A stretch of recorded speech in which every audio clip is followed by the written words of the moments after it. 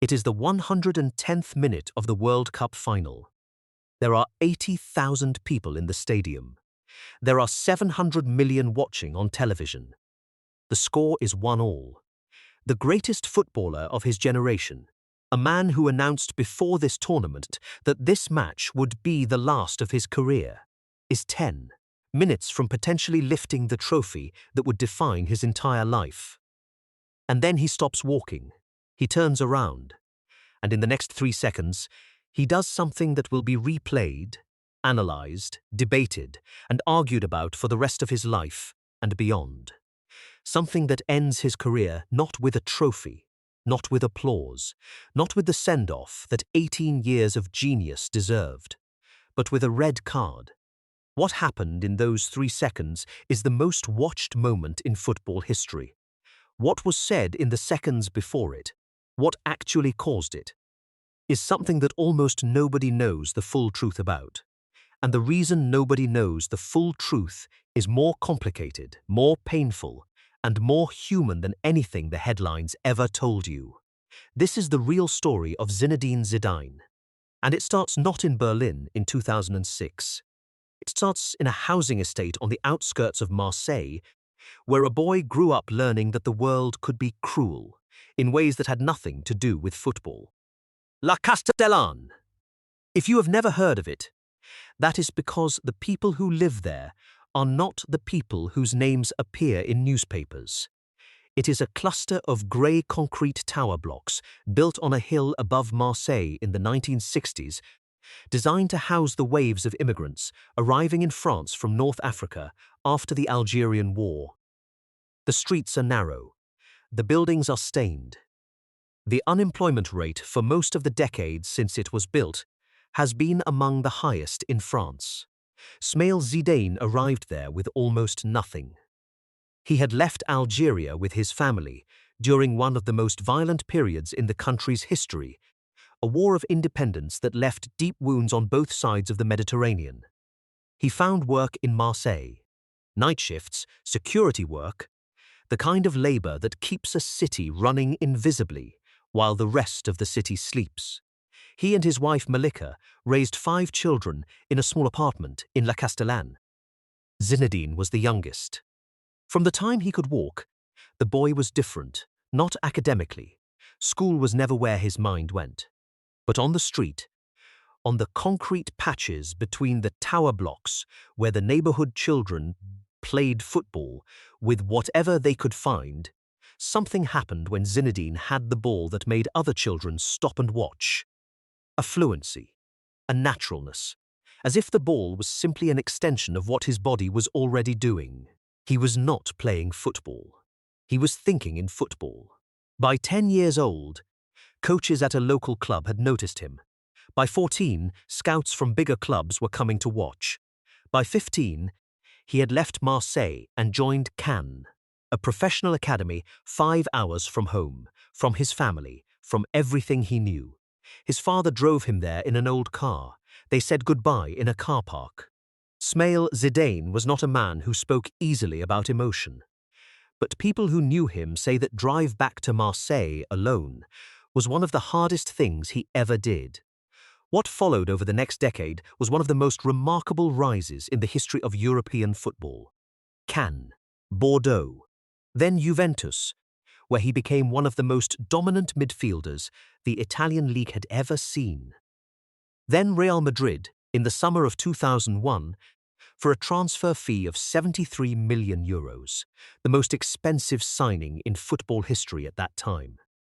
But before all of that, before Juventus and Real Madrid and the Ballon d'Or and the Champions League, there was a single night in Paris that defined what Zinedine Zidane meant to France.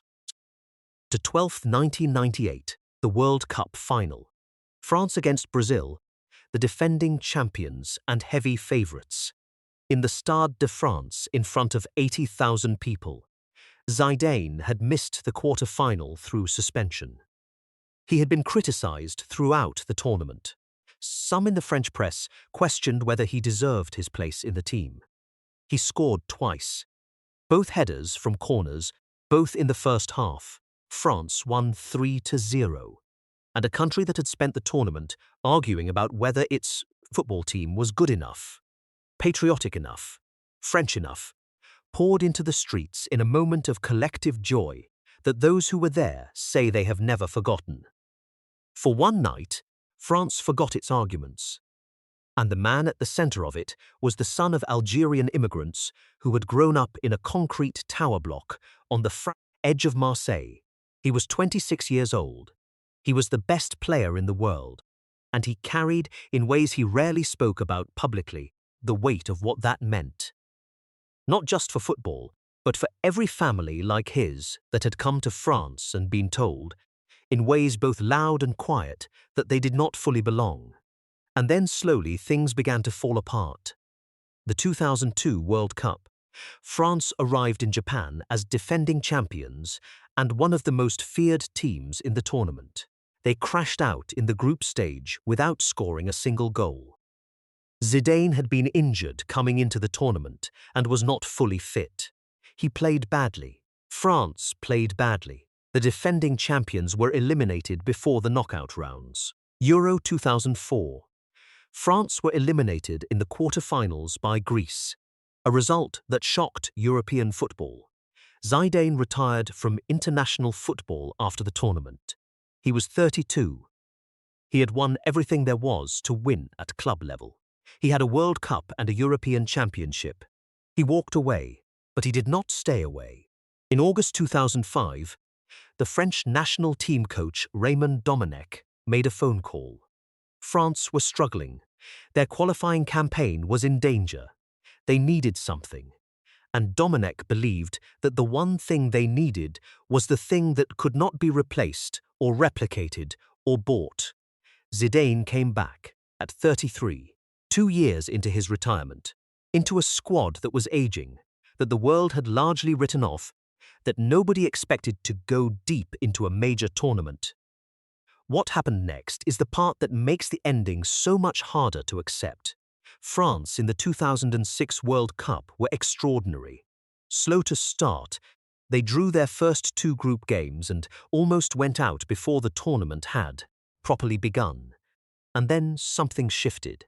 Zidane, who had been quiet in the early matches, began to play the way he had played at 26, the way he had played in Paris in 1998. The way that made everyone who watched feel like they were witnessing something. The game was not going to see. Again, they beat Spain in the round of 16.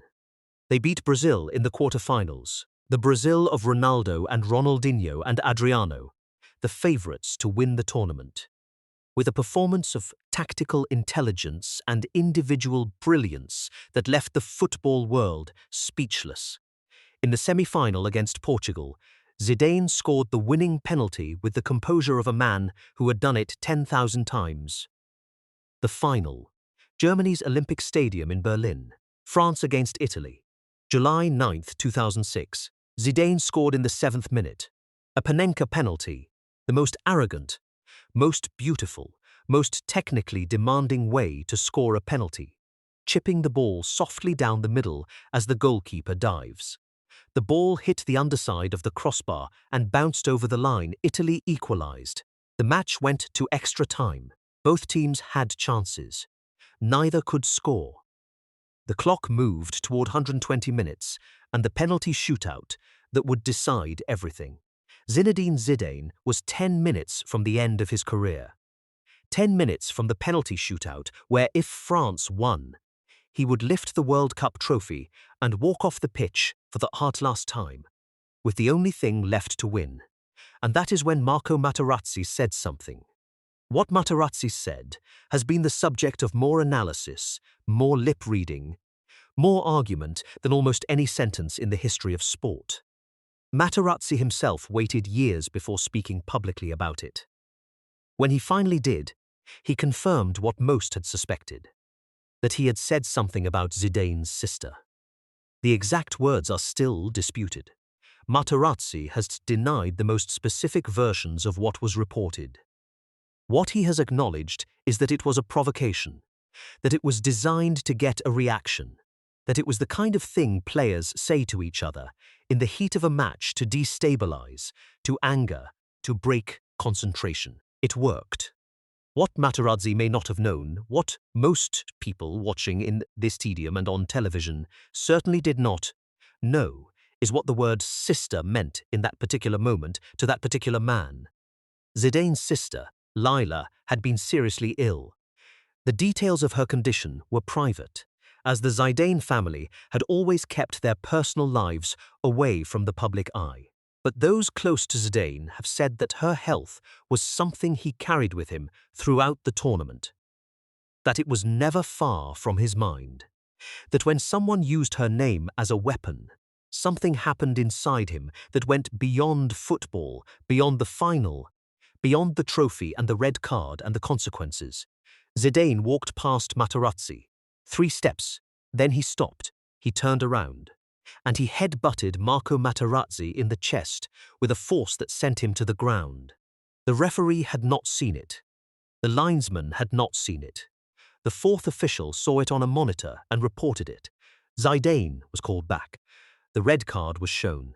He walked past the World Cup trophy, past the golden trophy that was sitting on a table at the edge of the pitch, waiting for the winning team, and he did not look at it.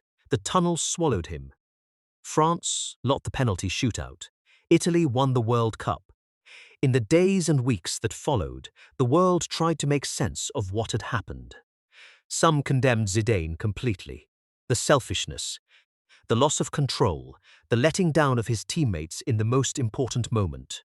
Some defended him. The provocation, the heat, the human impossibility of staying calm when someone uses a person you love as a weapon. Zidane spoke about it carefully. He said he did not regret the act itself, that in that moment he would do the same again. He said he regretted the consequences, the red card, the penalty shootout, what it cost his team. He never fully explained what was said. Not because he was hiding something, but because some things belonged to the person they happened to, not to the 700 million people who were watching.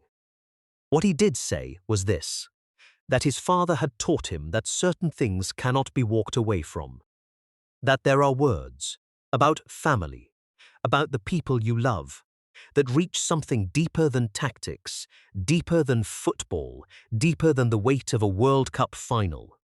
There is something that almost never gets mentioned in the coverage of that night. In the tunnel, after the red card, after the walk past the trophy, Zidane sat alone in the dressing room while his teammates were still on the pitch. The noise of the stadium came through the walls, muffled, distant, like something happening in another world. He had been in that position before. The boy who left Marseille at 15. The player who failed at the 2002 World Cup. The man who retired and then came back because he was not finished. He had always found a way through. This time there was no way through. The decision had already been made and it could not be unmade. His teammates came in after the penalty shootout. Some were crying. Some could not speak. Zidane sat with them and said very little. What do you say? There are no words for that room, that night, that silence. Smail Zidane, the man who had driven his 15-year-old son to Cannes in an old car and driven home alone, who had worked night shifts in Marseille so his family could eat, who had left everything he knew in Algeria and built a life in a grey tower block, on a hill. That man's son stood in the middle of the World Cup final and made the most human decision of his career. It cost him everything. It cost France the trophy. It ended the greatest career of his generation, not with applause and a trophy and a lap of honor, but with a red card, a walk down a tunnel, and yet. Ask people who love football what they think of Zinedine Zidane, and they will not tell you about the red card. They will tell you about Paris in 1998, about the penalty against Portugal, about the way he moved with the ball, as if gravity worked differently for him than for everyone else, about a boy from La Castellane who became the best player in the world and carried with him always the weight of where he came from and who he was. The headbutt did not define Zinedine Zidane, but it revealed him, and maybe that is worth more than a clean ending. What do you think, was Zidane right? Drop your answer in the comments. And if this story hit differently than you expected, you already know what to do.